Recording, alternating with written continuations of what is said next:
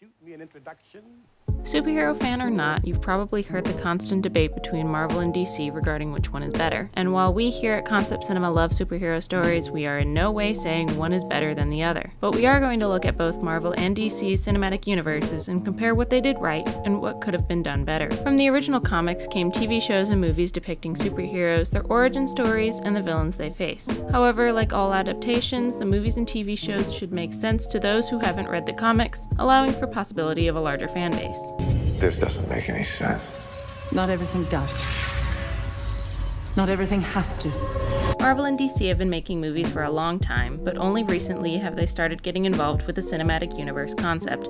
And while it's sometimes refreshing to see multiple people playing the same heroes, the stories get repetitive. From different Batmans to the Flash, Spider-Mans to Supermans, we've seen their origin stories over and over again. What the cinematic universes do, or should do, is introduce us to these characters once more, but instead of focusing just on them, they introduce us to the world they live in, as well as other characters and build within it. The Marvel Cinematic Universe does this really well since it started in 2008 with the first Iron Man movie, and continuing to the present with the latest installment, Avengers: Infinity War. They start out by introducing us to Tony Stark and his origin story of becoming Iron Man. From there, we're introduced to other characters throughout the Marvel Universe in their own solo movies before they are brought together for the first Avengers. By this point, the audience is invested in the characters and the build-up included in each movie. Even in non-MCU related movies and shows, there is still enough information given which helps the audience understand what they're watching, even without having read the original comics. Between X-Men and the Netflix original shows, they're within their own universes. DC succeeds in this as well, but mostly with its TV shows which belong to the so-called Arrowverse, the universe in which shows like Arrow, The Flash, Supergirl, and Legends of Tomorrow are all a part of. Characters are slowly introduced one by one, cross over, and branch out, creating a much larger universe.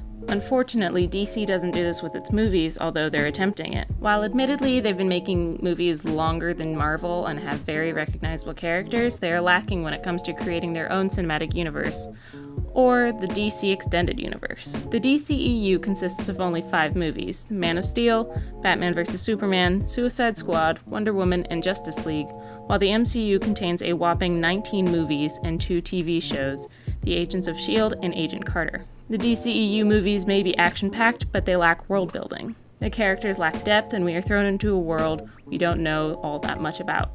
The only origin stories that exist in the DCEU are those of Superman in Man of Steel and Wonder Woman in the movie of the same name. With Suicide Squad and Justice League both released in the midst of the hype of movies from the MCU like Thor Ragnarok, it seems like DC's trying to keep up, but ultimately failing. There's no background with the majority of the characters causing detachment, and there's no reason for us to really care about the characters unless we're die-hard comic fans. But again, the movies should make sense separate from the source material.